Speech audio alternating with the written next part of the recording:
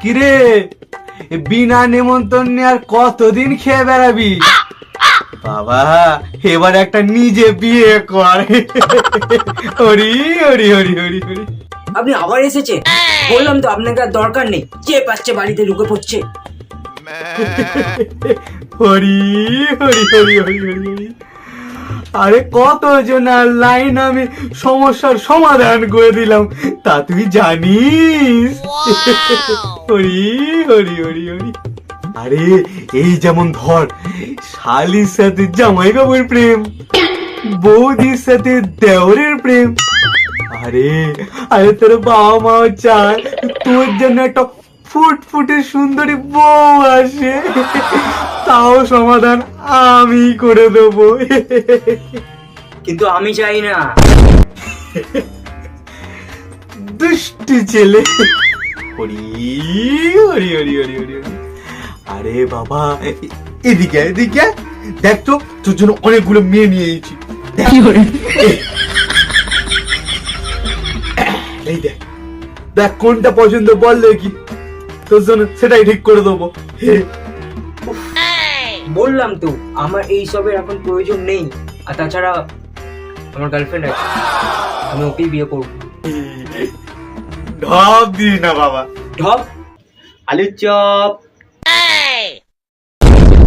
বাবা তোমরা এগুলো ঠিক করছো তো? কতবার তোমাকে বলেছি এই নান্টু ঘটকের কথায় আমি অল্প বয়সে বিয়ে করতে পারবো না। কোথায় যাচ্ছ? দাঁড়, শোনো তো।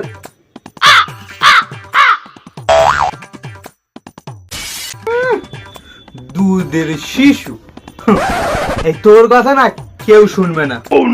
শোন, তোর জন্য একটা ভালো পার্টির সন্ধান আছে। এটা রূপবতী, গুণবতী, কোটিপতি।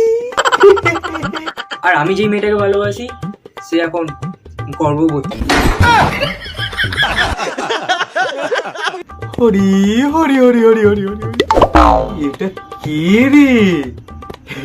ভালো করে ভেবে দেখ, তোদের বিয়েটা যদি দিতে পারি তাহলে আমার একটা মোটা কমিশন পাবো। এইদিকে শোন, তোরা বিয়ের পর যে যার মতো গিয়ে ভাগ করে নিবি, তারপর ডিভোর্স দিয়ে দিবি। এতে এতে আমাদের সবারই লাভ। হ্যাঁ এটা ঠিক, কিন্তু আপনার মেয়ে তো রেগে যাবে। কেন? আমার মেয়ে রাগ করবে কেন? কারণ আমার এখনকার গার্লফ্রেন্ড আপনারই মেয়ে। খুব তো মোটা কমিশন করে লাফাচ্ছিলেন। হ্যাঁ, এবার আপনি বলুন শ্বশুরমশাই হিসেবে আপনি আমাদের বিয়েতে কত মোটা যৌতুক দেবেন? যৌতুক? আমি আসি। কি পালাচ্ছেন কেন? দাঁড়ান।